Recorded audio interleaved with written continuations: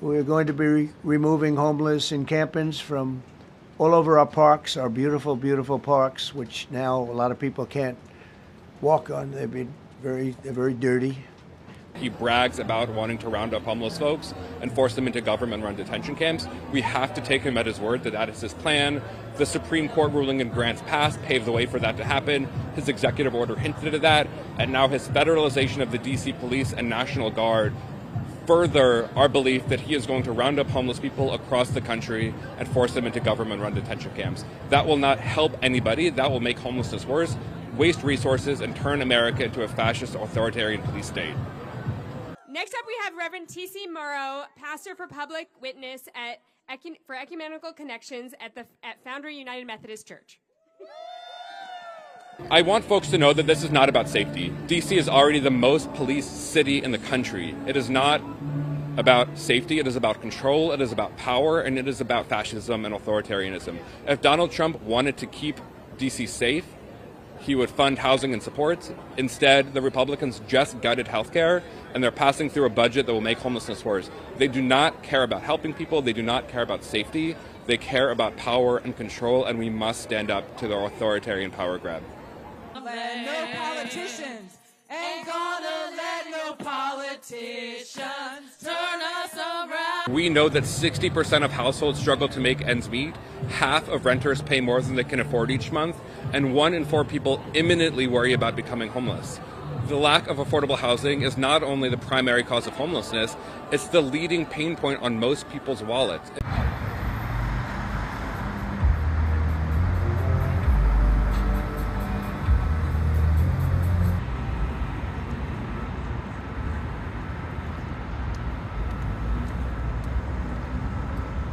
Maybe, okay, I think you should just...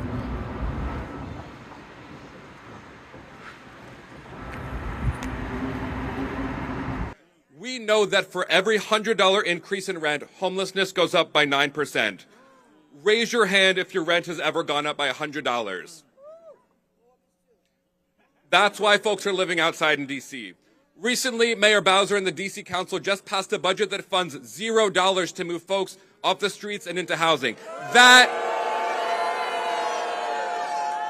is why there are homeless folks living outside in D.C.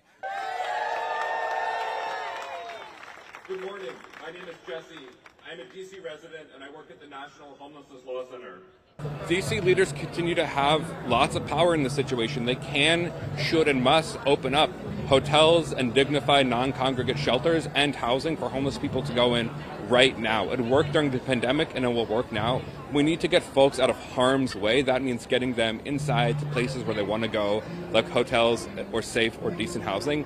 My main question is, where's the mayor? Where's the D.C. Council? Hundreds of D.C. residents were out here at this rally today. I didn't see any elected officials from the D.C. government. I need my elected officials to step up, to do their jobs, and to make sure that D.C. is free for everyone, and to stop the Trump administration from criminalizing homelessness in our nation's capital.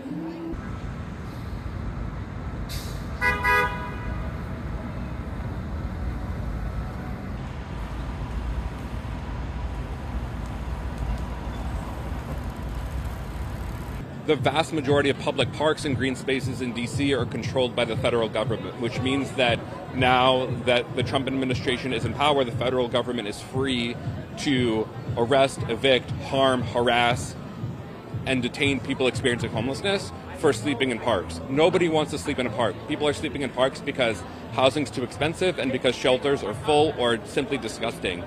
People want a place to live, they just can't find a place they can afford. And so I invite you all to join me in this quick call and response. It is our duty to fight for freedom. We have seen time and time again Republican politicians using D.C. as a sandbox to test out awful, racist, backwards policies. That is what is happening today. So as goes D.C., so goes the rest of the country.